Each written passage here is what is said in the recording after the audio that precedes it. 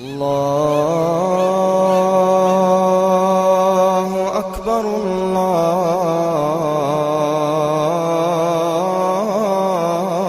الله أكبر الله أكبر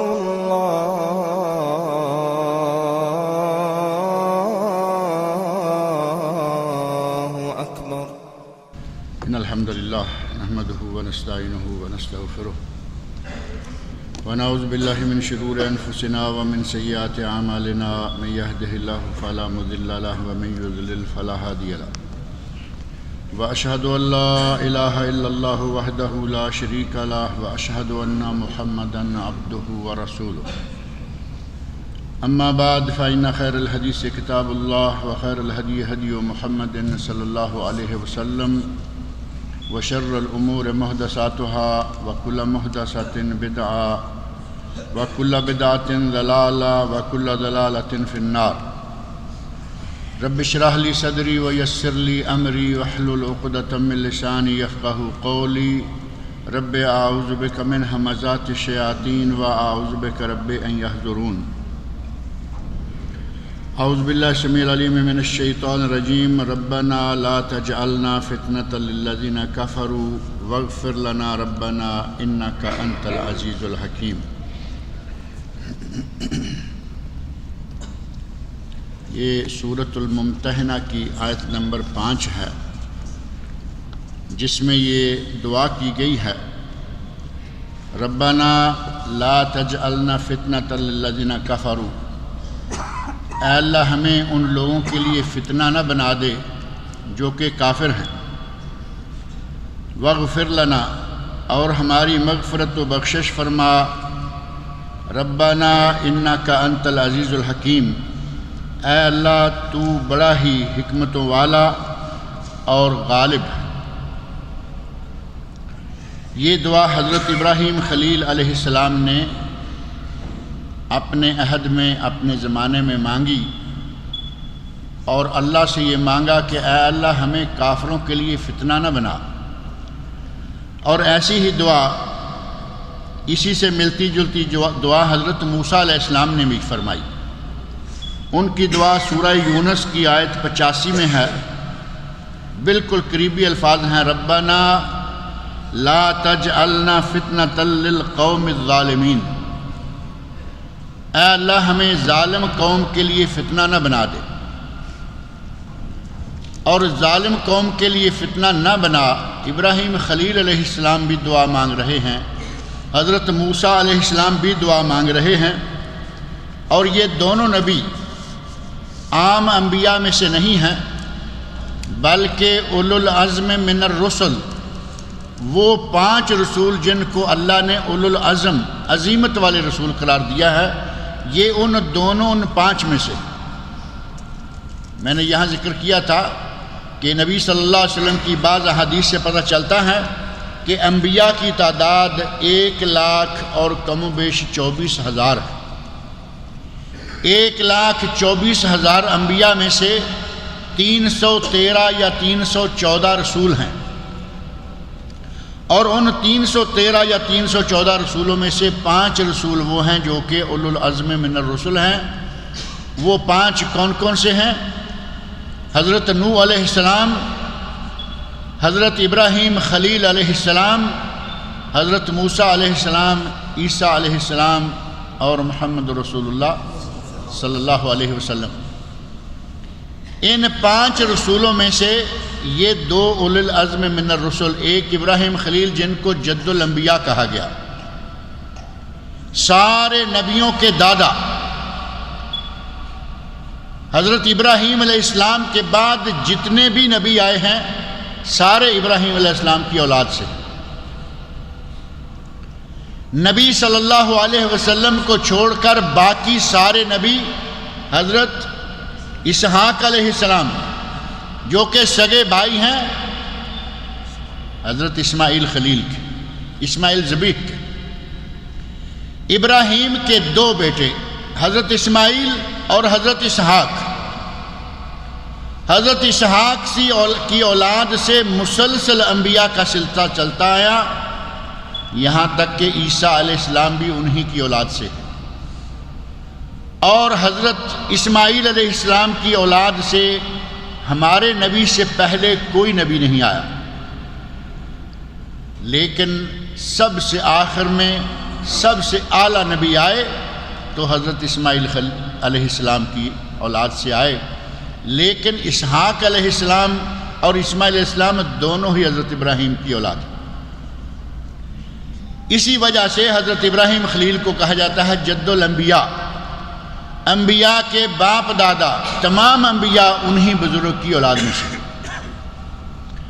ابراہیم علیہ السلام بھی دعا مانگ رہے ہیں، یا اللہ ہمیں کافروں کے لیے فتنہ نہ بنانا، اور موسیٰ علیہ السلام بھی کہہ رہے ہیں، یا اللہ ہمیں کافروں کے لیے فتنہ نہ بنانا۔ تو یہ فتنہ مسلمان کافر کے لیے فتنہ کب بنتا ہے؟ نبی ہو یا نبی کا کوئی امتی ہو، وہ کافر کے لیے فتنہ کب بنے گا؟ جب اس سے کوئی ایسا عمل ظاہر ہو جس سے کافر دیکھے اور کہے کہ اس سے تو میں ہی اچھا ہوں۔ مسلمان سے، نبی سے تو ممکن نہیں ہے، اس کے باوجود نبی دعائیں مانگ رہے ہیں کہ اے اللہ ہمیں کافروں کے لیے فتنہ نہ بنا دینا۔ نبی کے امتیوں سے ممکن ہوتا ہے، جیسا کہ ہم تمام انبیاء سے افضل ترین نبی کے امتی ہیں، لیکن سارے کافروں کے لیے آج مسلمان فتنہ بنے ہوئے ہیں۔ قتل و غارت مسلمانوں میں، سود خوری مسلمانوں میں، رشوت ستانی مسلمانوں میں، جھوٹ، دغا، فریب، ہر طرح کی بیماری مسلمانوں میں۔ بہت سارے کافر ایسے ہیں کہ مسلمان ہوتے ہوتے وہ پیچھے رہ جاتے ہیں، کہتے ہیں کہ یہ بھی تو ہماری طرح بلکہ ہم سے بھی گئے گزرے ہیں۔ کافروں کی کوئی یہ عزت نہیں ہے کہ وہ اسلام سے دور ہیں۔ عزت اسلام کی، عزت مسلمان کی، عزت اللہ کی اور اللہ کے رسول کی۔ ان العزت للہ ولرسولہ، عزت اللہ کے لیے، اللہ کے رسول کے لیے اور اللہ کے رسول کے ماننے والوں کے لیے۔ لیکن اگر یہ صحیح رہیں، کردار سلوک صحیح رہے تو یہ دنیا میں معزز ہے۔ یہ مسلمان دنیا میں معزز ہے صرف مسلمان ہو کر، اگر صحیح معنوں میں مسلمان نہ ہو تو یہ کافروں کے لیے فتنہ ہے۔ جب کافر دیکھے کہ ان مسلمانوں میں قتل و غارت، آپس میں جنگ و جدال لگی ہوئی ہے، تو وہ کہے گا کیسے مسلمان ہیں؟ بلکہ مسلمانوں کے اسی قتل و غارت کو دیکھ کر کچھ کافروں نے یہ بدتمیزی کی اور کہا الاسلام دین دموی، یہ اسلام تو خون ریزی کا دین ہے، یہ تو خون ریزیاں کرتے ہیں۔ اور دین دموی کہنے کے لیے اصل بنیاد ان کے ہاتھ میں ایک تو جہاد ہے۔ جہاد اللہ تعالیٰ کا حکم ہے، اس جہاد سے دنیا میں نہ کوئی روک سکتا ہے۔ ساری دنیا مل کر بھی جہاد کے خلاف بولنا اور بکنا شروع کر دے، یہ کبھی بند نہیں ہوگا، یہ جہاد قیامت تک رہے گا۔ لیکن جہاد کے ساتھ ایک لائن اور کھول دی کچھ جاہل لوگوں نے، انہوں نے جہاد کے اصول و قواعد سے ہٹ کر جہاں چاہا بم پھوڑ دیا، جہاں چاہے دھماکہ کر دیا، کہیں ایک کافر کو دیکھا بم چلایا اور وہاں 100 مسلمان بھی ساتھ مارے گئے۔ ایک کافر کو دیکھ کر آدمی مشتعل ہوا، نہ قاعدہ، نہ قانون، نہ جہاد کے لیے جو نظام مطلوب ہے، نہ اصول۔ اس طرح کی کارروائیاں کر کے ہمارے مسلمانوں نے کافروں کو ہمارے خلاف کر دیا، جہاد کے خلاف ہو گئے، اور انہوں نے یہ کہنا شروع کر دیا کہ اس دین سے تو ہم اچھے ہیں۔ یہ جہاں جی چاہتا ہے بم چلا دیتے ہیں، جہاں جی چاہتا ہے کسی کو قتل کر دیتے ہیں، جبکہ ہمارا دین اس قسم کے ہر کام سے بری، ہمارے دین میں ایسی کسی کارروائی کی اجازت نہیں ہے۔ جہاد اسلام میں بنیادی فرض ہے، بلکہ نبی صلی اللہ علیہ وسلم نے ارشاد فرمایا راس الامر الاسلام وذروۃ سنامہ الجہاد فی سبیل اللہ، دین کی چوٹی اسلام ہے، اور اسلام کی چوٹی جہاد فی سبیل اللہ ہے۔ چند خطبے پہلے یہاں میں عرض کر رہا تھا کہ قرآن کریم میں سب سے زیادہ جو آیات نازل ہوئی ہیں وہ یا نماز کے بارے میں ہیں یا جہاد کے بارے میں۔ قرآن کریم کا زیادہ تر حصہ یا نماز کے بارے میں یا جہاد کے بارے میں۔ اتنا اہم عمل، لیکن ہمارے اپنے بعض مسلمانوں کی جہالت، بعض مسلمانوں کی غلط کارروائیوں، بعض مسلمانوں کے طیش میں آ کر کچھ بھی کر گزرنے کے نتیجہ میں آج جہاد بدنام ہو گیا۔ اس وقت دنیا میں کافروں کے ملکوں میں خاص طور پر اور ہمارے اپنے ملکوں میں، مسلمانوں کے ملکوں میں ایک لفظ عام ہو گیا ہے جہاد کی جگہ ارہاب۔ قریب ہی لفظ نکال لیا تلاش کر کے ان لوگوں نے، جہاد اور ارہاب۔ جہاد ہے اللہ کی راہ میں جہاد کرنا، اور ارہاب ہے دہشت گردی پھیلانا، تخریب کاری، بد انتظامی۔ جبکہ اسلام میں نہ تخریب کاری کی اجازت ہے، نہ بد نظمی بد انتظامی کی اجازت ہے۔ اسلام تو ایک منظم دین ہے۔ اللہ اور رسول کے ماننے والے کبھی اللہ رسول کے احکام سے باہر نہیں جاتے۔ ہمیں اللہ رب العزت نے اس نبی کا امتی بنایا ہے جس سے زیادہ رحم دل کوئی نبی گزرا نہیں۔ جانوروں کے لیے رحم دل، کیڑوں مکوڑوں کے لیے رحم دل، چیونٹیوں کے لیے رحم دل، اونٹوں کے لیے رحم دل۔ اتنے واقعات نبی اکرم صلی اللہ علیہ وسلم کے ہیں کہ اگر ان میں سے تھوڑا سا توجہ کر کے چند واقعات پہ غور کریں تو ہم سمجھ سکتے ہیں کہ جس نبی کو چیونٹی کا مارنا گوارا نہیں کہ بلا وجہ کوئی چیونٹی کو مار دے، وہ نبی اجازت دے گا کہ کسی انسان کو قتل کر دو چاہے کافر ہی کیوں نہ۔ جب تک جنگ کا میدان نہ لگے، جب تک کافر اور مسلمان آپس میں ایک دوسرے کے سامنے نہ آئیں، چلتے پھرتے مسلمان کو، چلتے پھرتے کافر کو مسلمانوں کے ملک میں قتل کرنے کی اجازت نہیں ہے۔ کچھ نادانوں نے بعض جگہ آپ نے دیکھا، ایک واقعہ کچھ عرصہ پہلے مدینہ منورہ کے پاس پیش آیا تھا۔ پتہ نہیں فرینچ تھے، یونانی تھے، کون تھے، کافر تھے، 2-4 لوگ تھے، کچھ ایسے ہی لوگ اٹھے، انہوں نے انہیں پکڑا، قتل کر دیا۔ اور مختلف ملکوں میں یہ واقعات پیش آتے رہتے ہیں، کوئی چائنیز مارے گئے، فلاں جگہ 2-4 جاپانی مارے گئے، یہ جہاد نہیں ہے، یہ جہاد کو بدنام کرنے والے لوگ ہیں۔ جہاد جہاں ہو رہا ہے، جہاد ہو رہا ہے، اور کوئی مسلمان ان کے خلاف زبان کھولنے کو تیار نہیں، بلکہ ممبروں پہ کھڑے ہو کر ہر درس میں، ہر لیکچر میں آخر میں دعائیں مانگی جاتی ہیں، یا اللہ مجاہدین کو دنیا میں کامیاب کر۔ دعائیں مانگی جاتی ہیں نہیں جہاد کے لیے، لیکن کہیں ایک کافر دیکھا، پتہ چلا کہ یہ کافر فلاں ملک کا ہے، گولی مار دی۔ اسلام اس کی اجازت نہیں دیتا۔ یہ کافر جو مسلمانوں کے ملکوں میں آ کر رہ رہے ہیں، یہ کافر صحیح، یہ بڑے بد باطن صحیح، اسلام مسلمانوں کے خلاف صحیح، لیکن باقاعدہ ایک پرمٹ لے کر، ایک اجازت لے کر، ویزا لے کر، مسلمان حکومت سے اجازت لے کر آئے ہوئے۔ ان کو آپ جنگی یا متحارب کافر نہیں کہہ سکتے۔ متحارب کون ہے؟ جو میدان جنگ میں سامنے نکل آئے۔ متحارب کون ہے؟ جو مسلمانوں کے خلاف کھل کر وہ کچھ کارروائیاں کر رہا ہے، اسے پکڑو اور حکومت کے حوالے کرو، حکومت اسے قتل کرے گی۔ باغی کی سزا سزائے موت ہے، یہ ساری دنیا میں معروف ہے۔ اگر کوئی بغاوت کرتا ہے، اگر کوئی جاسوسی کرتا ہے، اس کے خلاف تو ٹھیک ہے حکومت ایکشن لے گی، جاسوس کے باغی کے خلاف مجھے اجازت نہیں کہ میں اسے گولی ماروں۔ اللہ رب العزت نے ہمیں وہ نبی دیا جو نبی رحمت للعالمین ہے۔ قرآن کریم میں اللہ نے فرمایا وَمَا أَرْسَلْنَاكَ إِلَّا رَحْمَةً لِلْعَالَمِينَ، اے میرے نبی، ہم نے آپ کو سارے جہانوں کے لیے رحمت بنا کر بھیجا۔ نبی رحمت للعالمین ہو اور نبی کا امتی ظالم ہو، یہ ہو سکتا ہے؟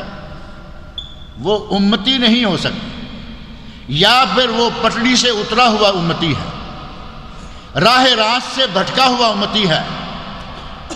نبی صلی اللہ علیہ وسلم نے مسلمان ملکوں کے اندر جو کافر رہتے ہیں جن کو مستامن یا ذمی یا معاہد جس کے ساتھ مسلمان حکومت کا عہد ہے، مستامن کافر تھا لیکن مسلمان حکومت سے امن حاصل کر چکا ہے، یا ذمی ہے کافر لیکن مسلمان حکومت اس کا ذمہ اٹھا چکی ہے کہ تیرا تحفظ ہم کریں گے۔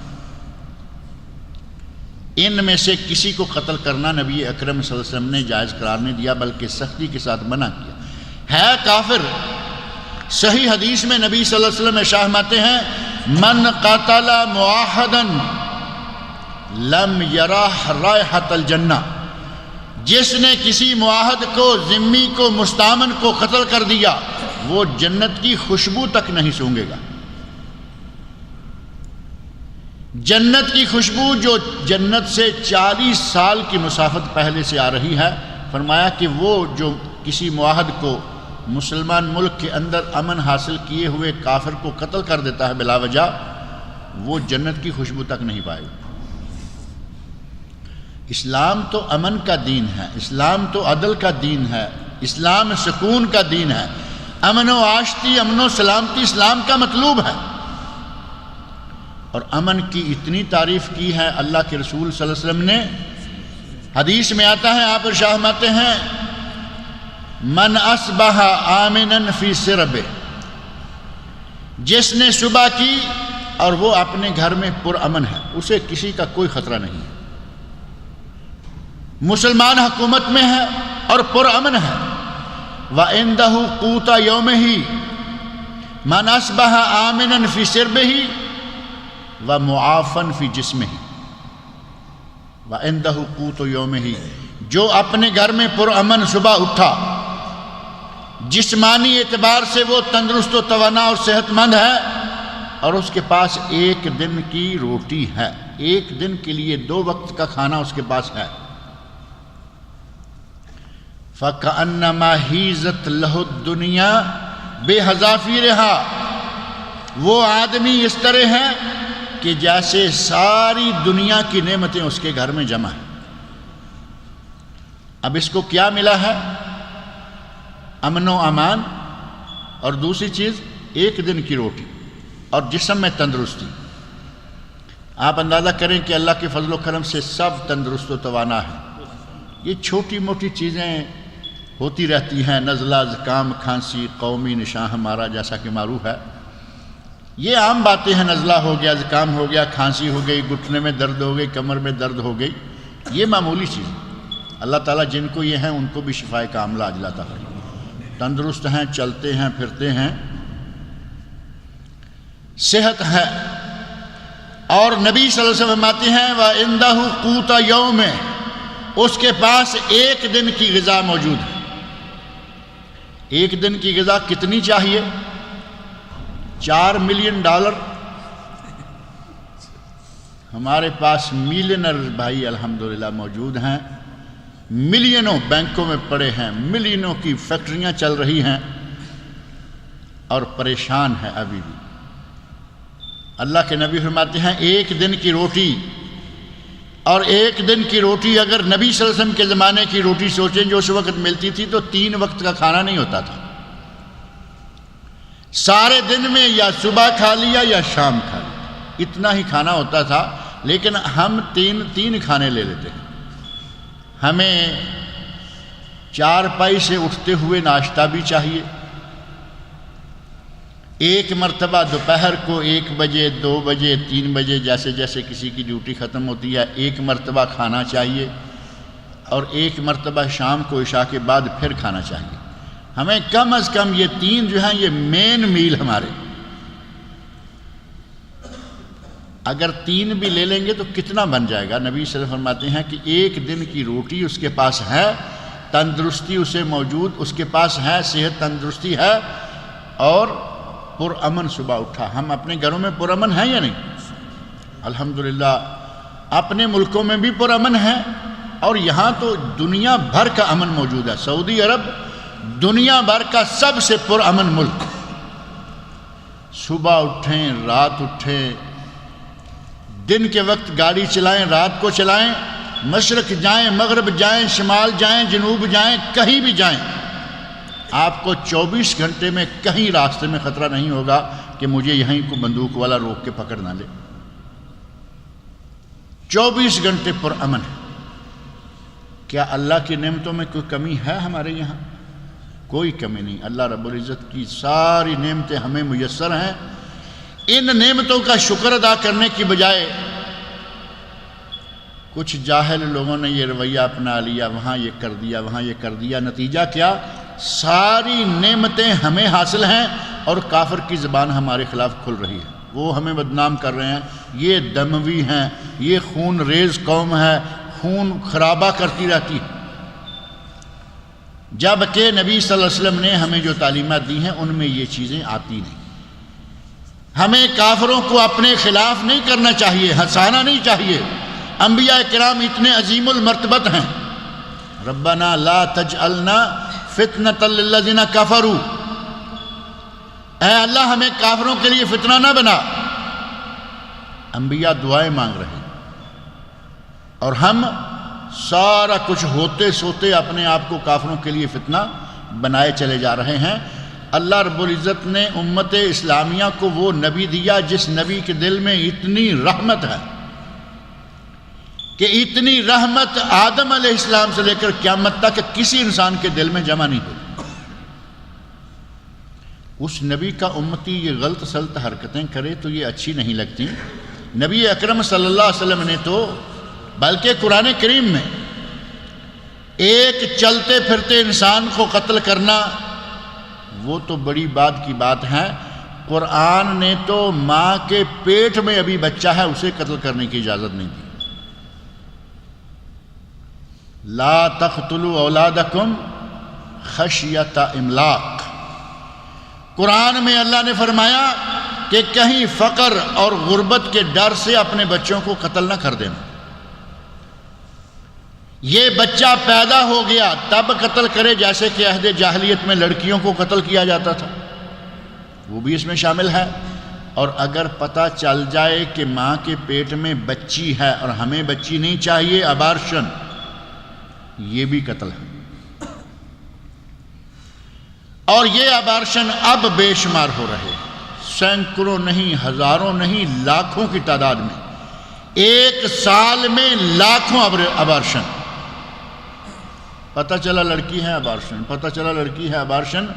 آپ کے ملکوں کی رپورٹیں بتا رہی ہیں کہ ایک سال میں لاکھوں ابارشن ہو رہے ہیں۔ یہ قتل نہیں ہے؟ اللہ رب العزت نے قرآن کریم میں ہماری حالت بتائی، فرمایا وَإِذَا بُشِّرَ أَحَدُهُم بِالْأُنثىٰ ظَلَّ وَجْهُهُ مُسْوَدًّا وَهُوَ كَظِيمٌ، اگر کسی کو بشارت دی جائے کہ تمہارے یہاں لڑکی ہوئی ہے، اس کا منہ کالا ہو جاتا ہے۔ بشارت پہ تو منہ کھلانا چاہیے نا، چہرے پہ رونق۔ بشارت کا معنی کیا ہے؟ خوشخبری۔ اللہ رب العزت نے بچی کی خبر کو خبر نہیں کہا۔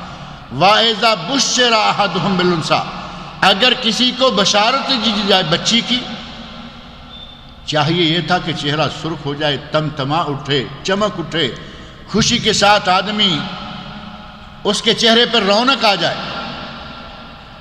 خون گرم ہو، خون کی گردش آئے اور چہرے کی چمڑی لال ہو جائے، ہمارے کالی ہو جاتی۔ اس کالی ہونے کے پیچھے کچھ ہماری رسمیں ہیں جنہوں نے ہمیں یہاں تک پہنچا دیا۔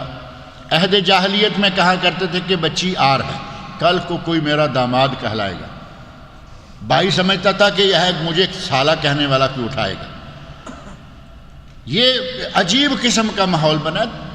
کل کو تم کسی کے سالہ بنو گے، آج تم کسی کے لگتے ہو۔ یہ تو دنیا کا نظام اللہ تعالیٰ نے بنایا ہوا ہے۔ اس وقت یہ تھا، اور آج کچھ ایسی رسمیں ہم نے گھڑ لی ہیں کہ انہی کے نتیجہ میں بچی کا نام سنتے ہی منہ کالا ہونا شروع ہو جاتا ہے۔ آپ کو معلوم ہے ہمارے علاقوں میں، پاکستان میں، انڈیا میں بعض علاقوں میں یہ رواج ہے، کہتے ہیں کہ ٹھیک ہے تمہاری بیٹی کا رشتہ لیں گے، ہمیں ایک تو تمہاری طرف سے سعودی عرب کا ویزا چاہیے۔ چونکہ انہیں پتہ ہے کہ یہ سعودی عرب میں رہتے ہیں، لڑکی کا باپ یا لڑکی کا بھائی سعودیہ میں، پہلی شرط یہ ہے کہ ہمیں ایک ویزا سعودیہ کا چاہیے۔ یہ جہیز شروع ہونے لگا۔ دوسرا، تمہارے کھیتوں میں اتنے 100 ناریل کا درخت ہے، اس میں سے اتنے درخت ہمیں چاہیے، زمین سمیت۔ اور کچھ علاقوں میں ہے کہ ہمیں گاڑی چاہیے، کچھ علاقوں میں ہمیں فلاں چاہیے۔ اب جس بیچارے کی 2-4 بچیاں ہو جائیں، اور علاقہ یہ ہے جس میں یہ باتیں ہو رہی ہیں، اور یہ ہمارے بہت سارے علاقے ہیں۔ یہاں کچھ بٹکلی حضرات میں سے شاید ہوں گے، مولانا اطہر صاحب نظر آ رہے تھے مجھے۔ ہندوستان میں ایک شہر ہے بھٹکل، ایک اس شہر کے بارے میں سننے میں آج تک آ رہا ہے کہ بھٹکل میں جہیز کا رواج نہیں ہے۔ بھٹکل میں مسلمانوں کے یہاں جہیز کا رواج نہیں۔ 2 کپڑے میں بیٹی کو ودا کرتے ہیں اور دلہا والے 2 کپڑے میں بچی لے جاتے ہیں، اور بس۔ اللہ کرے یہ رواج ہمارے سارے شہروں میں آ جائے، پاکستان میں بھی، انڈیا میں بھی، دوسرے ملکوں میں بھی۔ باقی علاقوں میں جہیز کا بڑا زبردست مطالبہ ہے۔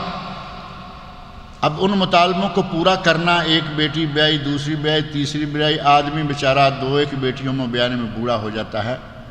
اب ایسے ماحول میں اس کے منہ پہ کالخ تو آئے گی، بیچارے کو پریشانی تو ہوگی، ہے اللہ کی نعمت۔ اللہ نے بشارت کہا، فرمایا کہ بشارت دی جائے تو ان کے منہ کالے ہو جاتے ہیں۔ یہ منہ کالا کرنے کا سبب ہم نے خود پیدا کیا۔ بھٹکل والے کوئی آسمان سے تو نہیں گرے نا، وہ بھی تو دنیا میں پیدا ہوئے ہیں، ہماری طرح وہ بھی ماں باپ کے پیٹ سے، ماں باپ سے پیدا ہوئے ہیں۔ انہوں نے یہ نظام بنا رکھا ہے، ہم بھی بنا سکتے ہیں۔ مولانا موجود ہے۔ یہ نظام ہر شہر میں ہو سکتا ہے، لیکن نہیں، ہمارے یہاں بچیوں کو قتل، جبکہ اللہ رب العزت نے فرمایا لا تقتلوا اولادکم خشیۃ املاق، اور دوسری جگہ ہے لا تقتلوا اولادکم من املاق۔ اگر من املاق لیں تو اس کا معنی یہ ہے کہ فقر واقعی ہے، غربت ہے، لیکن غربت آ جائے گی اس کے ڈر سے تم بچیوں کو قتل نہ کرو۔ اور فرمایا نحن نرزقکم وإیاہم، ہم تمہیں رزق دے رہے ہیں، ان کو بھی دیں گے، جو بچی آئے گی اسے بھی دیں گے، بچہ آئے گا اسے بھی دیں گے۔ اور کئی تو اتنے دلیر ہیں، کافروں کی باتیں ماننے پر اتنے ان کے دل گردے ہیں۔ ڈاکٹر کافر ہیں، کہا کہ 3 یا 4 بچہ پریگننسی ہوئی، میاں بیوی ڈاکٹر کے پاس گئے، ڈاکٹر کافر ہے۔ بلکہ اب تو مسلم ڈاکٹروں بھی یہی کہنا شروع، کتنے بچے پیدا کرو گے؟ تمہیں کیا تکلیف ہے ڈاکٹر صاحب، تمہارا کام ہے چیک کرو، دعا دو، نہ تم نے اس بچے کو کل کو سروس دلانی ہے، نہ بچے کے پیمپر، نہ بچے کا دودھ، تمہیں کیا تکلیف؟ لیکن ان کی تربیت ایسے ماحول میں ہوئی ہے، وہ چاہتے ہیں کہ مسلمانوں کی تعداد کم رہے، کتنے بچے پیدا کریں۔ اور یقین مانو کہ یہ اب مسلمان ڈاکٹروں میں بھی حرکتیں آنا شروع ہو گئی، مسلمان بھی یہی کہنا شروع ہو گئے۔ نبی اکرم صلی اللہ علیہ وسلم فرمایا تھا تزوج الولود الودود فإنی مکاثر بکم الامم یوم القیامہ، زیادہ بچے پیدا کرنے والی عورت سے شادی کرو، زیادہ محبت کرنے والی عورت سے شادی کرو، زیادہ بچے پیدا ہوں گے، میری امت بڑھے گی، قیامت کے دن میں فخر کروں۔ اور اگر ہم نے ان ڈاکٹروں کی مان لی، ہمارے کرتوت یہ رہے کہ ہمارے دو چھوٹا کنبہ، بڑی خوشحالی، نبی صلی اللہ علیہ وسلم کس امت پر فخر کریں گے؟ آپ نے نبی کے فخر کرنے کا کیا انتظام کیا؟ آپ نے انگریزوں کی مان لی، رسول اللہ صلی اللہ علیہ وسلم کے ارشاد کو رد کر دیا۔ نبی صلی اللہ علیہ وسلم حکم دیں کہ تلاش کر کے کسی ایسی لڑکی سے، کسی ایسی عورت سے شادی نہ کرو جس سے بچہ پیدا ہونے کے امکان نہیں۔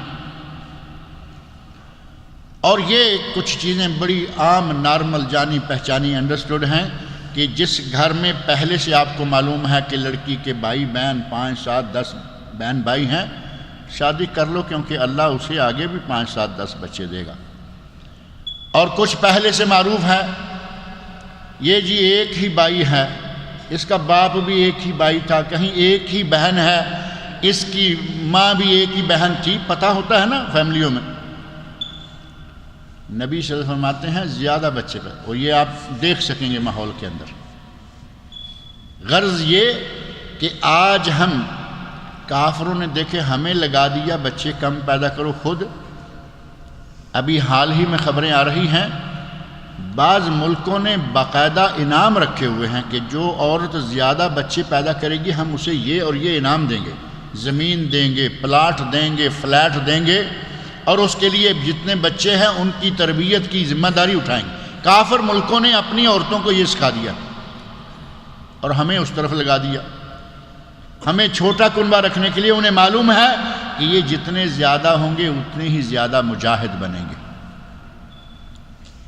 یہ مسلمان جتنے بڑھیں گے تلواریں بڑھیں گی، مسلمان جتنے بڑھیں گے مجاہد بڑھیں گے۔ وہ چاہتے ہیں کہ ان کو کم کرو، اپنے زیادہ کرو، لیکن امت اسلامیہ انشاءاللہ کبھی کم نہیں ہوگی۔ اگر چند لوگ ان کے بہکاوے میں آ کے پھنس جاتے ہیں تو سارے تھوڑے پھنسنے والے۔ ہم نے اپنے کرتوتوں سے کافروں کو خوش کرنا، کہیں اپنے کرتوتوں سے کافروں کو ناراض کرنا، اپنے آپ کو کافروں کے لیے فتنہ بننا مختلف طریقوں سے شروع کر رکھا ہے۔ انہوں نے سود شروع کیا، ہم لے رہے ہیں، کھا رہے ہیں، دے رہے ہیں، دلا رہے ہیں۔ اس طرح کے کوئی ایک نہیں، بہت سارے کام ہیں جو ہو رہے ہیں۔ ہمیں چاہیے کہ ایک اچھا مسلمان اپنے آپ کو ثابت کریں۔ اچھا مسلمان تب ہوگا جب کتاب اللہ اور سنت رسول صلی اللہ علیہ وسلم میں جو باتیں آئی ہیں ان ساری باتوں پر عمل کرے۔ اگر ان پہ عمل نہیں کرتا تو پھر وہ اچھا مسلمان کیا ہوگا؟ مانے کافروں کی، عمل کرے یورپ کے ڈاکٹروں اور یورپ کے فلاسفروں کے کہنے پر، اس کا اقتصادی نظام یورپی، معاشری طریقہ یورپی، ہر معاملہ یورپی ہوگا، تو وہ مسلمان اچھا مسلمان کیسے ہو سکتا ہے؟ اچھا مسلمان ہونے کے لیے ضروری ہے کہ وہ نبی اکرم صلی اللہ علیہ وسلم کے احکام پر عمل کرے، اپنے کرتوتوں سے کسی کے لیے فتنہ نہ بنے۔ انبیاء نے دعائیں مانگی، یا اللہ ہمیں فتنہ نہ بنانا۔ اور اس فتنے کی ایک شکل میں اور ذکر کر دوں، نبی اکرم صلی اللہ علیہ وسلم کے ایک صحابی ہیں حضرت معاذ بن جبل، کوئی ایسا رویہ اختیار نہ کیا جائے کہ کوئی اسلام سے متنفر ہو، چاہے مسلمان ہو چاہے کافر کیوں نہ ہو۔ معاذ بن جبل رضی اللہ عنہ بڑے مشہور صحابی ہیں، یمن کے گورنر بنا کر بھیجے گئے تھے، اپنی مسجد میں جماعت کراتے، لمبی سورت پڑھتے، لمبی جماعت کراتے۔ صحیح بخاری اور صحیح مسلم میں یہ واقعہ موجود ہے۔ کسی صحابی نے پیچھے نماز پڑھنا شروع کی، انہوں نے لمبی سورت شروع کر دی، انہیں کوئی کام ہوگا، وہ پیچھے والے بھی صحابی تھے، انہیں تو یقیناً کام ہوگا، ہماری چائے اوپر گرم ہو رہی ہوتی ہے، ہم جماعت کے لیے آتے ہیں، چائے رکھ کے آئے ہیں، بھاگے بھاگے مسجد میں آئے کہ ابھی گئے ابھی آئے، امام نے ذرا سورت شروع کر دی لمبی، ہمارے اندر ادھر چولہے پہ پانی کھول رہا ہے، یہاں ہم امام کے خلاف کھول رہے ہوتے۔ بھائی امام نے کہا تھا کہ چائے رکھ کے آؤ اوپر، تو وہ صحابی تھے، ان کے یہاں ایسا نہیں، انہیں کوئی واقعی ضروری کام تھا۔ دیکھا کہ حضرت معاذ رضی اللہ عنہ نے لمبی سورت شروع کر دی ہے، سلام پھیرا، پیچھے ہٹے، نماز پڑھی، نکل گئے۔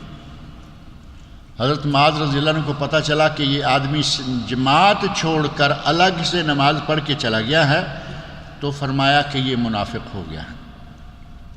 اس آدمی کو پتہ چلا کہ حضرت معاذ نے مجھے منافق کہا ہے، سیدھے نبی اکرم صلی اللہ علیہ وسلم کی خدمت میں، یا رسول اللہ معاذ نے مجھے منافق کہا۔ ہمارے جیسے ہوتے ڈنڈا اٹھاتے اور بھاگتے معاذ کو جا کے پکڑ لیتے، نہیں، عدالت میں سیدھے۔ صحابہ کرام میں، امت اسلامیہ میں آپس میں بدلے لینے کی عادت نہیں رہی، عدالت سے معاملہ سارے کا سارا قاضی سے، اور اس وقت قاضی ساری دنیا کے قاضیوں کے امام موجود تھے۔ نبی صلی اللہ علیہ وسلم کی خدمت میں جا کے کہتے ہیں، یا رسول اللہ معاذ نے مجھے منافق کہا ہے۔ معاذ رضی اللہ عنہ کو بلایا، معاذ کیا بات ہے، کیوں منافق کہا؟ کہا یا رسول اللہ اس نے سلام پھیر کر الگ سے نماز پڑھی۔ کیوں بھائی تم نے ایسا کیوں کیا؟ وہ کہتے ہیں یا رسول اللہ اتنی لمبی سورت شروع کر دی تھی، مجھے کام ہے، ضروری کام ہے، اور یہ اکثر ایسا کرتے ہیں۔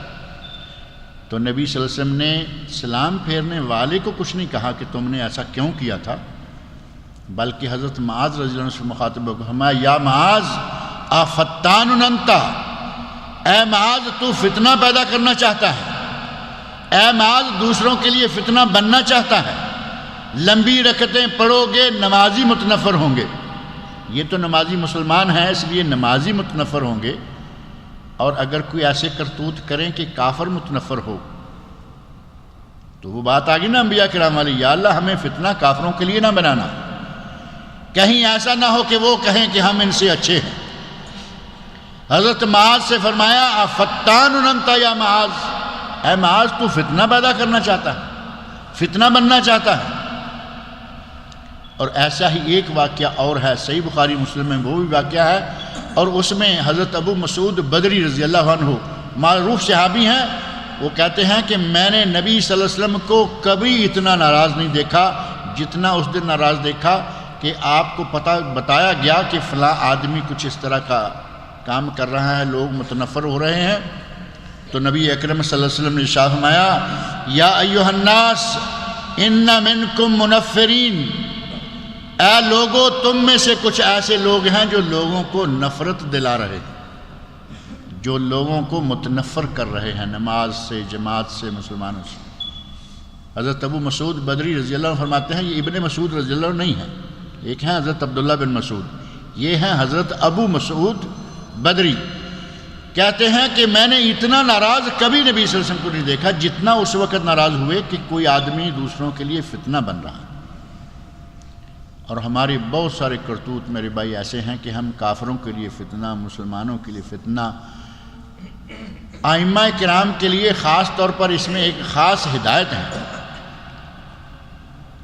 اکیلے نماز پڑھیں جتنی چاہے لمبی پڑھیں، سورۃ البقرہ پڑھیں، آل عمران بھی ساتھ لگا لیں، کوئی بات نہیں، پڑھتے جائیں، لیکن آپ اپنے گھر میں ہیں، اکیلے ہیں، نفل پڑھ رہے ہیں، مسجد میں جماعت کرانے کے لیے آئیں تو اتنی پڑھیں کہ آپ کے پیچھے مریض بھی ہے، بیمار بھی ہے، بوڑھا بھی ہے، تاجر بھی ہے، مسافر بھی ہے، سب کا خیال رکھیں۔ نبی صلی اللہ علیہ وسلم تو یہاں تک خیال رکھتے تھے، آپ ارشاد فرماتے ہیں کہ میرا جی چاہتا ہے کہ میں آج لمبی سورت پڑھوں گا۔ آدمی کی طبیعت میں کبھی نشاط ہوتا ہے، تازگی ہوتی ہے، قرآن کریم پڑھنے لگا، خود سے جی چاہتا ہے کہ میں آج اور پڑھتا ہوں۔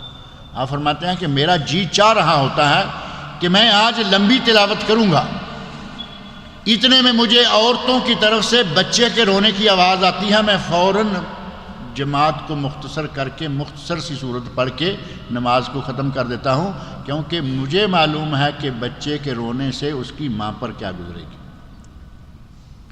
نبی صلی اللہ علیہ وسلم اتنے رحیم و کریم، شفیق و مہربان کہ وہ بچے کے رونے سے اپنی نماز کو مختصر کر دیں۔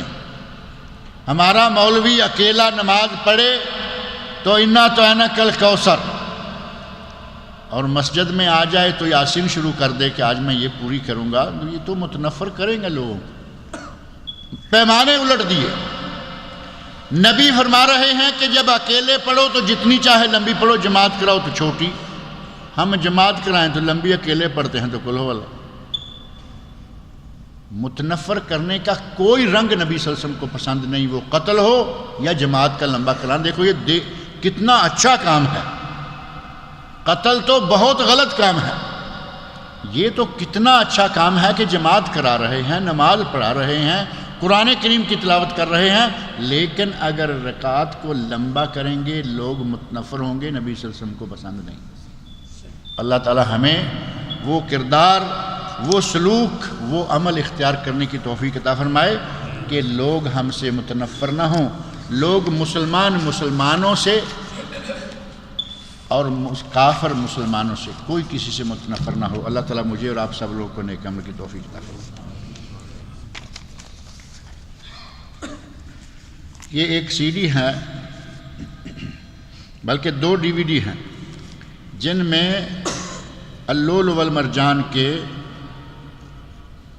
کافی سارے موضوعات ہیں، جادو، نظر بد، ان کے علاج، آداب مجلس، آداب سلام، طب نبوی کے احکام، پردہ کے احکام، یہ اللؤلؤ والمرجان جو بخاری مسلم کا مجموعہ ہے، اور 5 درس دوسرے بھی ہیں، یہ دونوں DVDs موجود ہیں، جن کو چاہیے یہ جاتے ہوئے آخر میں لیتے جائیے۔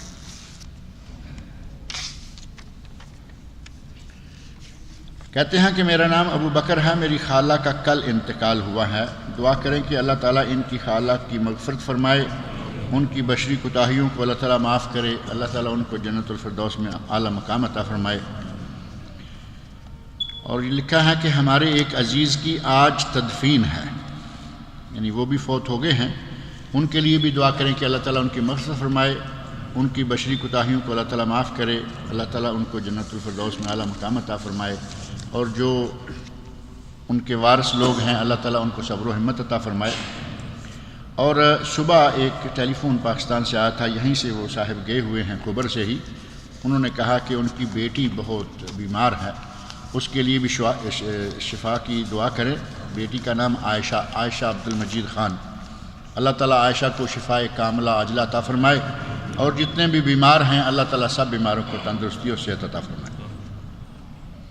ٹخنوں سے نیچے کپڑا نکالنا، اس کے بارے میں رسول اللہ صلی اللہ علیہ وسلم کا کیا حکم ہے، یعنی وعید کیا ہے؟ نبی صلی اللہ علیہ وسلم نے ایک صحیح حدیث میں ارشاد فرمایا ہے، ما اسفل من الکعبین ففی النار، جو ٹخنوں سے نیچے گیا وہ جہنم میں۔ اب اس سے بڑی وعید اور کیا ہو سکتی ہے کہ ٹخنوں سے نیچے؟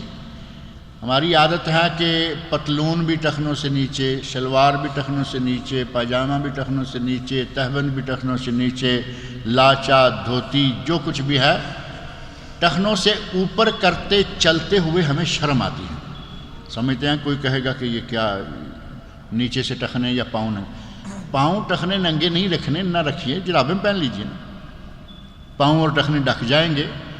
اور جراب چونکہ نیچے سے آ رہی ہے اس میں ڈھکنے میں رکاوٹ نہیں، رکاوٹ ہے جو اوپر سے کپڑا جائے، قمیص جائے، تہمند جائے، یہاں کی یہ عربوں کی قمیض لمبی ہے نا، یہ ٹخنوں سے نیچے جائے، منع ہے، حرام ہے، گناہ کبیرہ ہے، جہنم کی وعید ہے، ما اسفل من الکعبین ففی النار۔ اور کپڑا چاہے کوئی بھی ہو، یعنی اس کمر سے نیچے باندھنے والے پجامے، پتلونے، یہ وہ تہبند، یا اوپر سے سیدھا کرتا نیچے جائے، تو یہ ٹخنوں سے اوپر رہنا چاہیے۔ ہمارے یہاں کہتے ہیں جی یہ پتلون پہنی ہوئی تو اچھی نہیں لگتی۔ اب اچھی تب لگے گی جب پتلون بوٹ کے نیچے گزر کر زمین پر رگڑ رہی ہو۔ کئی مہربانوں کو دیکھا جاتا ہے کہ ان کی پتلون نیچے سے پھٹی ہوئی ہے، زمین پر رگڑ رگڑ کر، کوئی میرا خیال رواج بھی نکل آئے ہیں کہ نیچے سے کچھ ایسی ہی، اور وہ فخر محسوس کرتے ہیں، جبکہ یہ فخر والی بات نہیں ہے۔ نبی صلی اللہ علیہ وسلم نے جہنم کی وعید سنائی ہے۔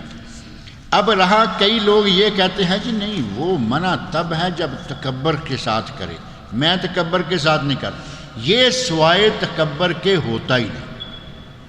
اپنی زبان سے کہتا رہے کہ میں تکبر سے نہیں کرتا، یہ ہوتا ہی کیا؟ دل میں کیا لے کے لمبا کیا ہوا ہے اس نے پتلون کو؟ صرف اس لیے کہ لوگ یہ نہ کہیں کہ پتلون چھوٹی، اسی کا نام تکبر ہے۔ لوگ یہ نہ کہیں میری پتلون لمبی ہو، میں چل رہا ہوں زمین پہ لگڑ کے چل رہی ہو، یہی تکبر ہے۔ اگر کسی کو واقعی اس کو سنبھالنے، محنت کرنے کے باوجود کبھی لٹک جاتی ہے، کوئی بات نہیں۔ حضرت ابو بکر صدیق کے بارے میں ہے نا، کئی لوگ مثال دے دیتے ہیں، کہتے ہیں جی ابو بکر صدیق کی چادر لمبی ہوتی تھی۔ ابو بکر صدیق کہاں، میں اور آپ کہاں؟ ابو بکر صدیق یار غار، دنیا میں نبی کے ساتھی، غار میں، سفر میں، حضر میں، قبر میں، نبی کے ساتھی ہر جگہ۔ کس کی مثال دے کر آپ اپنے اس بد عملی کو جائز قرار دینے جا رہے ہیں؟ ابو بکر صدیق رضی اللہ عنہ کو پتہ چلا کہ ٹخنوں سے نیچے کپڑا نہیں جانا چاہیے، اپنی کوشش کرتے رہتے، سنبھالتے رہتے، پیٹ ذرا تھوڑا بڑا تھا، بالآخر کہا یا رسول اللہ میں بڑی کوشش کرتا ہوں، انی اتعاہد، میں بڑی کوشش کرتا رہتا ہوں کہ کہیں میری چادر ٹخنوں سے نیچے نہ جائے، لیکن کبھی کبھی چلی جاتی۔ تو فرمایا ابو بکر تو ان لوگوں میں سے نہیں ہے جو تکبر کے ساتھ جان بوجھ کر ٹخنوں سے نیچے رکھتے، تو ان لوگوں میں سے نہیں ہے۔ مجھے آپ کو کسی کو یہ شہادت حاصل ہے؟ ہم میں سے کسی کو یہ شہادت حاصل نہیں ہے، لہذا وہ مثال نہ دیا کریں جو مثال بنتی ہی نہیں ہے۔ ابو بکر کے جاتی تھی تو میری بھی اور آپ کی بھی جائے گی، کہاں میں، کہاں زمین، کہاں آسمان، وہ لوگ آسمان کے ستارے تھے۔ کوشش کیا کریں اپنی پتلونیں، پائجامے، اپنی دھوتیاں، لاچے، اپنے تہبند، کرتے، جو کچھ بھی ہے ٹخنوں سے اوپر رہیں، مسلمانوں کی علامت ہے۔ نبی صلی اللہ علیہ وسلم نے فرمایا کہ نصف پنڈلی تک مومن کی چادر رہتی ہے، اگر نیچے جاتے جاتے کہیں بھی جائے تو ٹخنے سے اوپر رہتی ہے۔ اب ٹخنے کے اوپرلے حصے تک چلی جائے کوئی بات نہیں، ٹخنے کے اوپر تک چلی جائے کوئی بات نہیں، اس سے نیچے نہ جائے۔ اور کسی آدمی کو کھڑا کر کے دیکھیں پاجامہ پتلون پہنی ہوئی ہو، ٹخنے کے قریب تک ہے، انشاءاللہ کوئی بری نہیں لگتی۔ بالکل ایسے بات بنائی ہوئی ہے کہ بری لگتی ہیں، اور اسی برے پن کو اپنا بنایا ہوا معیار ہے۔ اگر ہم نے یہ معیار نہ بنایا ہوتا تو بالکل ہی نہ بری لگتی، کسی کو بنا لگتی۔ ہم نے معیار بنایا کہ لمبا کپڑا رکھو، لمبا کپڑا عورتوں کو رکھنا تھا، انہوں نے اوپر اٹھانا شروع کر دیا۔ جنہیں لمبا رکھنا تھا انہوں نے چھوٹا کر دیا، وہ ٹخنوں کیا گھٹنوں سے بھی اوپر جا رہی، اور جنہیں اوپر رکھنا تھا وہ یہ الٹی ہی گنگا بہہ رہی ہے۔ میں ایک پتہ نہیں کس میں شریک ہوا تھا، میں ایک پتہ نہیں واردات میں لکھا ہے، دعوت ہے جی، لیکن وہ دال کے ساتھ یہ واردات جیسے لگتا ہے، میں نے کہا کسی واردات کی اچھا یہ دال والی دعوت ہے، یہ حلوے گوشت والی نہیں ہے۔ میں ایک دعوت میں شریک ہوا جس میں کچھ لوگوں نے شراب بھی پی، ان کے ساتھ کھانا بہت مجبوری کی حالت میں کھایا۔ ان کے ساتھ کھانا حرام تو نہیں تھا، بالکل ان کے ساتھ کھانا جائز نہیں تھا۔ آپ لوگوں نے جب دیکھا کہ وہاں شراب بھی چل رہی ہے، چلے گی، اس مجلس میں بیٹھنے سے نبی صلی اللہ علیہ وسلم نے منع فرمایا، جس مجلس میں شراب پی جائے گی، پتہ چل جائے کہ یہاں شراب بھی ہوگی، کھانا تو دور کی بات ہے، وہاں بیٹھنا بھی منع۔ لہذا آپ نے کھا لیا، اللہ تعالیٰ معاف کرے، آئندہ کوشش کریں کہ دعوت چاہے دال والی ہو چاہے حلوے گوشت والی، جس میں پتہ ہے کہ شراب موجود ہے اس دعوت میں موجود نہ رہے۔ میرا بیٹا پاکستانی اسکول میں دوسری کلاس میں پڑھتا ہے۔ کچھ دن پہلے میں اس کا اردو کا ٹیسٹ چیک کر رہا تھا تو ایک غیر معمولی سوال میں نے نوٹ کیا۔ آگے لکھا ہے کہ حضرت، اور آگے جگہ خالی چھوڑ دیا ہے، بہت بڑے عالم اور فاضل تھے۔ آگے لکھا ابو امامہ، ابو حنیفہ، ابو موسیٰ۔ بچوں کو بتایا گیا ہے کہ صحیح جواب ہے ابو حنیفہ۔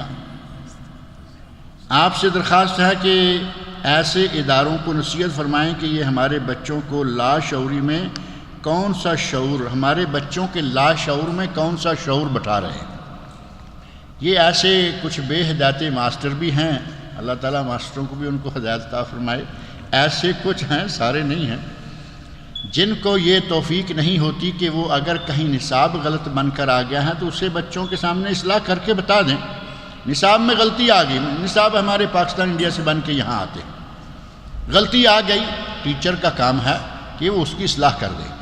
ایک طرف حضرت ابو موسیٰ اشعری رضی اللہ عنہ ہوں، صحابی رسول، دوسرے حضرت ابو امامہ باہلی رضی اللہ عنہ، صحابی رسول، اور ان کے ساتھ امام ابو حنیفہ رحمۃ اللہ علیہ، بہت عظیم انسان، لیکن تابعی بھی نہیں، تبع تابعین میں سے۔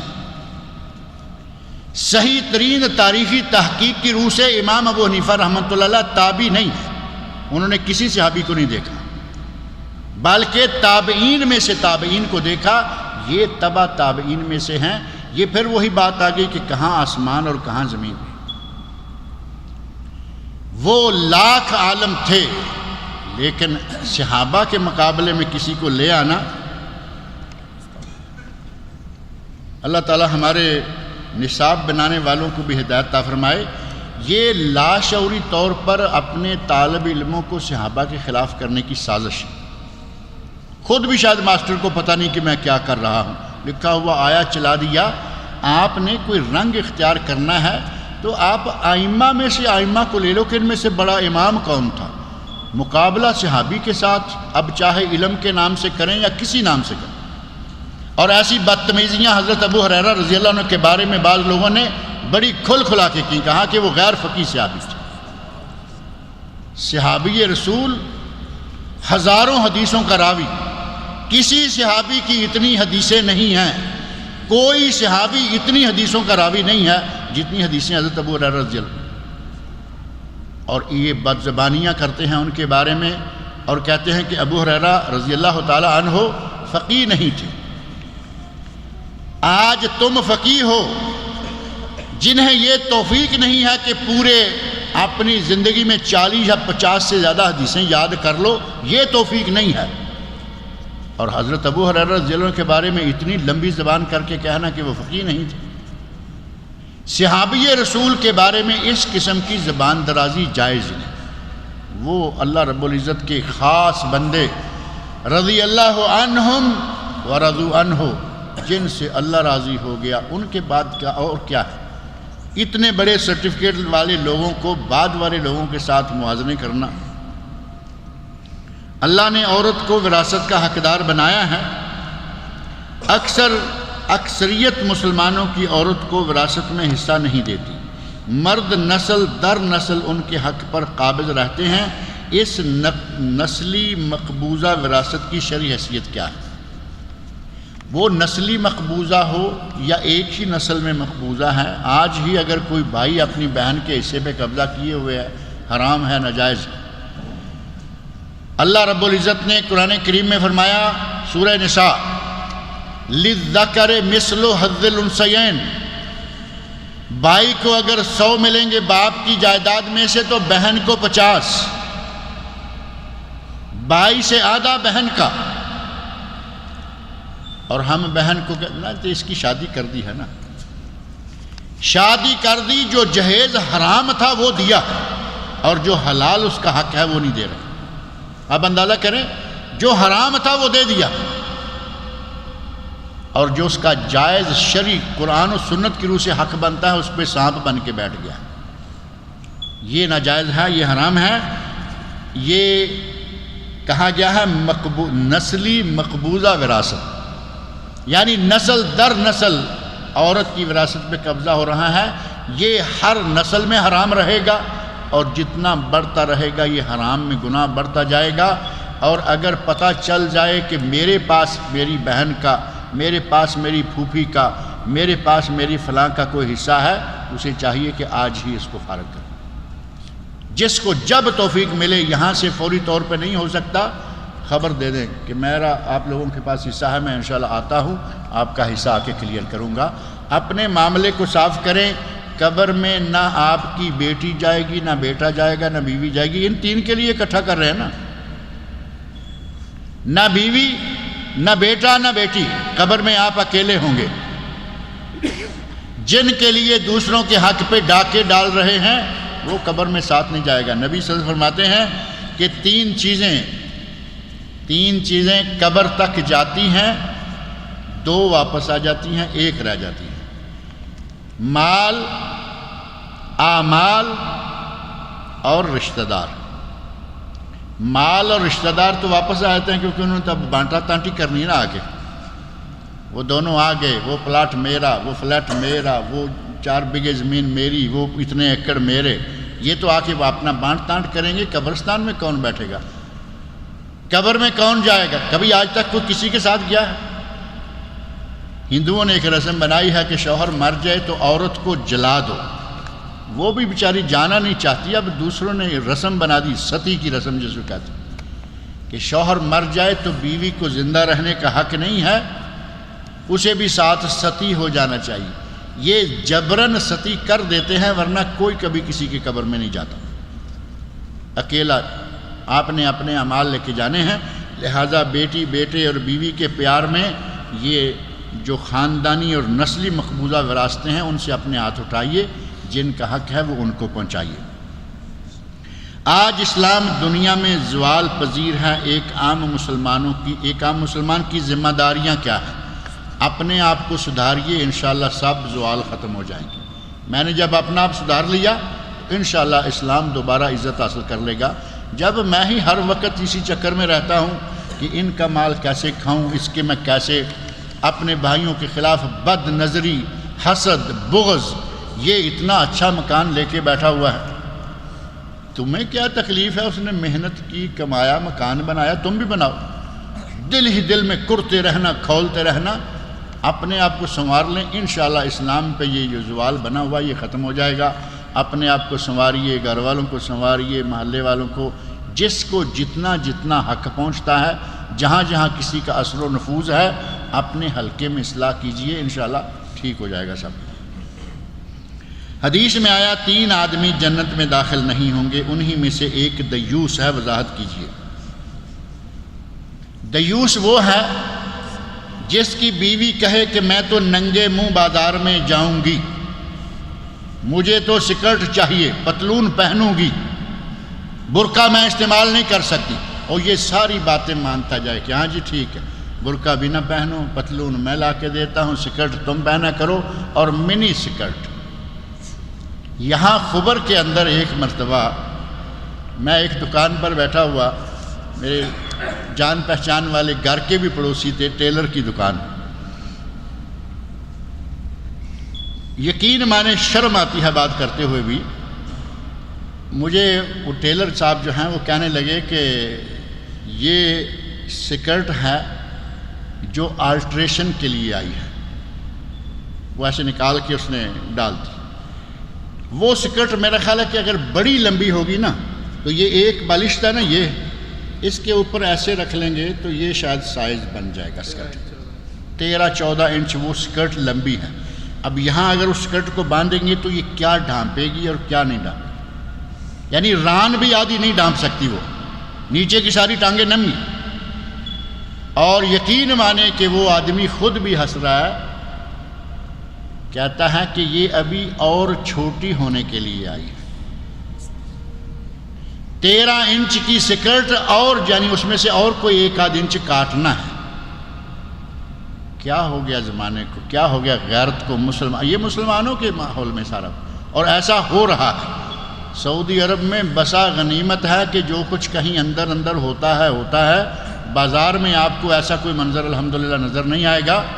آگے ہو جائیے، دبئی کی طرف جائیے، بحرین میں جائیے، ادھر ادھر گھومیے، کویت جائیے، اور پھر ادھر چلے جائیے، مصر چلے جائیے، لبنان چلے جائیے، آپ کو منی سکرٹ والے لوگ مل جائیں گے بازار میں، مارکیٹ میں، سینڈو بنیان پہن کر۔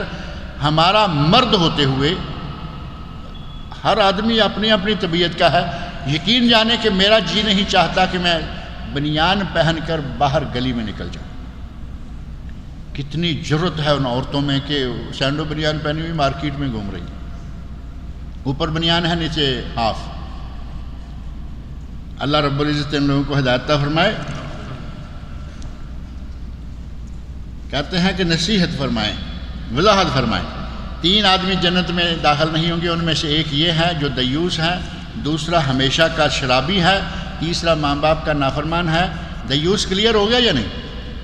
نبی صلی اللہ علیہ وسلم نے فرمایا ہے کہ جو آدمی اپنے گھر والوں میں، اپنے اہل میں عیب دیکھے، برائی دیکھے، اور وہ برائی انسان کے شرف سے تعلق رکھنے والی ہو اور وہ اس کو روک نہ سکے، وہ دیوس ہے۔ اس سلسلہ میں ایک واقعہ ذکر کر دوں، تھوڑا ٹائم تو زیادہ ہی ہو گیا ہے، آج اصل میں سوال ختم ہو گیا الحمدللہ، یہ کئی ہفتوں سے جمع تھے۔ بر صغیر پاک و ہند میں اور عالم عرب میں بڑے مشہور و معروف عالم گزرے ہیں، علامہ نواب صدیق حسن خان رحمۃ اللہ علیہ، والی ریاست بھوپال جو ریاست ہے اس کے والی ہو گئے۔ مولوی تھے، اللہ رب العزت نے علم کو برکت عطا فرمائی، ریاست کے والی ہو گئے۔ ریاست کی مالک جو عورت ہے وہ بیوہ ہوئی، مالک عورت تھی، بیوہ ہوئی، اس نے اعلان کیا کہ میں شادی کروں گی لیکن اس سے جو سب سے بہترین کتاب لکھے گا، عالم آدمی سے شادی کروں گی۔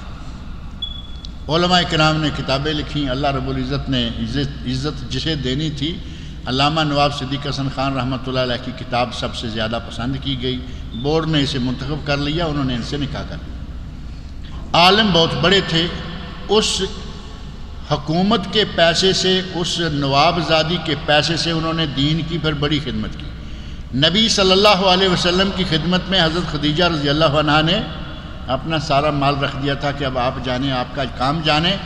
والیہ بھوپال جو تھیں انہوں نے اپنا مال نواب صاحب کے سامنے رکھ دیا۔ یہ مولانا تھے، آج یہ نواب ہو گئے کیونکہ ریاست کے مالک ہو گئے۔ اب نواب صاحبہ دیندار ہیں بلا شبہ، لیکن ان کا نوابی پورے اپنی ریاست کی حکومت کرنا، اس وجہ سے وہ پردہ نہیں کیا کرتی تھی۔ نواب صاحب نے اپنے طور پر تھوڑا بہت کہا، لیکن وہ چونکہ اپنی عادت میں ہیں، نواب صاحب نے پھر وہ طریقہ اختیار کیا جو ہر کسی کو کوشش کرنی چاہیے کہ اچھے طریقے سے اپنے گھر والوں کو لائن پہ لے آئے، کیونکہ ڈنڈے کا زمانہ تو رہا نہیں اب۔ اوروں کو، دوسروں کو ڈنڈا کو کیا مار سکے گا، اپنے گھر میں ڈنڈا استعمال کرنا مشکل ہو گیا ہے، کیونکہ عورتیں وزیر اعظم، عورتیں صدر، عورتیں فلاں، اور آج کل ہم نے نام دے رکھا ہے کہ یہ ہماری بیوی جو ہے یہ ہماری پرائم منسٹر۔ اب پرائم منسٹر کو ڈنڈا پھر کون مارے گا، اس کے تو آگے چلنا پڑے گا۔ نواب صاحب نے ٹانگے پہ بگی، جو نوابوں والی سواری خاص ہے، 2-4 گھوڑے اور پیچھے ٹانگا اسپیشل قسم کا، اس کے بیٹھ کر باہر شام کو کہیں گھومنے کے لیے جایا کرتے تھے۔ کبھی کبھی ایک راستہ جہاں سے ہر مرتبہ گزر ہوتا تھا، وہاں بچے 5-7 کھیلتے رہتے تھے۔ بچوں کو ایک دن نواب صاحب نے اکیلے مل کے کہا، دیکھو بیٹا، جو آدمی اپنی بیوی کے ساتھ ہو، بیوی بے پردہ ہو، تو اس آدمی کو شریعت میں ہمارے نبی نے کہا ہے کہ وہ دیوس ہے۔ اور یہ اچھی طرح ان کو یاد دلا دیا کہ اگر بیوی بے پردہ ہو، شوہر ساتھ جا رہا ہو، تو شوہر کو کیا کہتے ہیں، انہوں نے پکا لیا دیوس۔ کہا اگر میں کبھی آ کے سوال پھر کروں تو بتا دو گے؟ کہا بتائیں گے، پکا ہو گیا۔ نواب صاحب بیگم صاحبہ جا رہے ہیں، وہاں ٹانگے والا بگی والا پہنچا تو کہا یہاں رک جاؤ ذرا۔